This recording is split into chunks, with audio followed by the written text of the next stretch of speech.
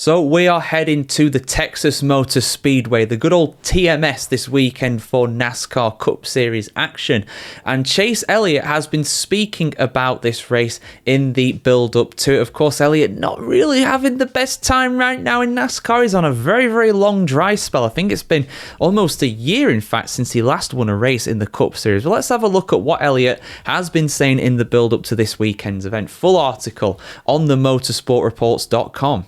As NASCAR's 7-time most popular driver Chase Elliott prepares for this weekend's race at the Texas Motor Speedway, he finds himself grappling with a mix of emotions that have characterized his 2025 season so far.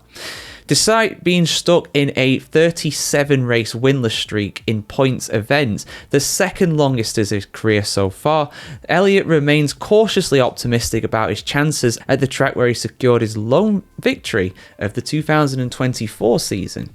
When asked whether he's frustrated about returning to Texas in virtually the same position or encouraged about him being the defending winner, Elliott smiled and said, "I guess both." He elaborated on this conflicting feeling, stating, "While the good news is that it went well. The bad news was that it was 12 months ago. A lot can change in a year, and things that we are working on behind the scenes, whether a setup or path, a race strategy or whatever it is, that is going to outweigh something that went on a year ago." Elliott acknowledged the challenges of relying on past success, adding, "It is hard to reflect that far back and think, oh, we'll just do what we did last year, and that's going to be perfect, because the most of the time that is not the case. The lessons that we learned lately are likely more applicable than those 12 plus months ago." Despite the absence of a victory so far this season, Elliott has maintained remarkable consistency throughout the campaign.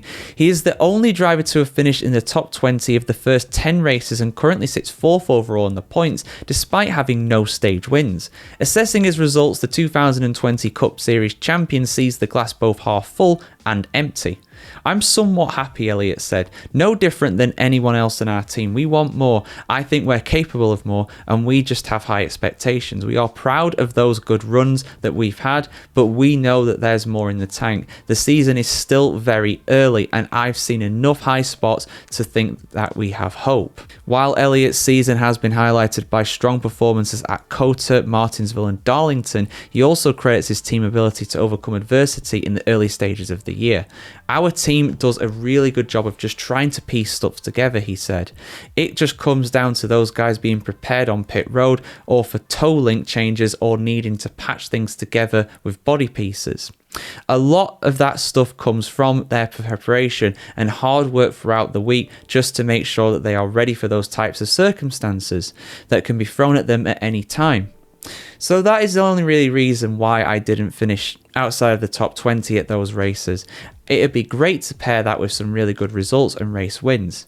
As Elliott returns to Texas, a track where he secured his breakthrough Xfinity Series win in 2014, wow, it was really that long ago, he will also be honouring the 100th anniversary of his longtime sponsor, Napa, with a special paint scheme on his number 9 Chevrolet. So yeah, it's going to be interesting. It's going to be interesting for sure, because it's one of them, like, Elliott is being very he's doing something similar to what Martin Truex Jr. did last season.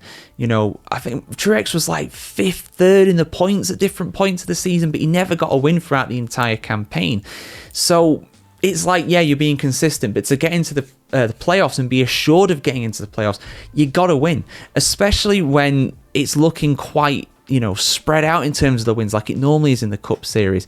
You know, we had that 3-race streak for Chris Bell, wasn't it? You know, but aside from that, we've not really had many other repeat winners. It's really been race by race. I think 6 or 7 guys have won races in the first 10 rounds of the season. So that's quite, you know, it's quite spread out. So there'll be guys that are like further down the points, like 10th anywhere to 15th, that are assured of a playoff place realistically because they've won a Cup Series race. But while Elliott doesn't have one, the weight is going to be more and more nervous, because until you have one, you win, you're in. If you don't win, you're potentially out, and that could apply to Elliott as well. So while these top 20s, top 10s, top 5s are good and impressive for points, it's not what he needs. He needs to get a win, and it'll effectively be 12 months, a whole year since he last won if he doesn't win this weekend around Texas. But will he win? your thoughts in the comments below, guys. And are you looking forward to this weekend's race? I want to hear what you have to say. Like, share, comment, subscribe. As always, guys, have a fantastic day wherever you are in the world today. And we'll see you soon for some more NASCAR action here on the Motorsport Reports.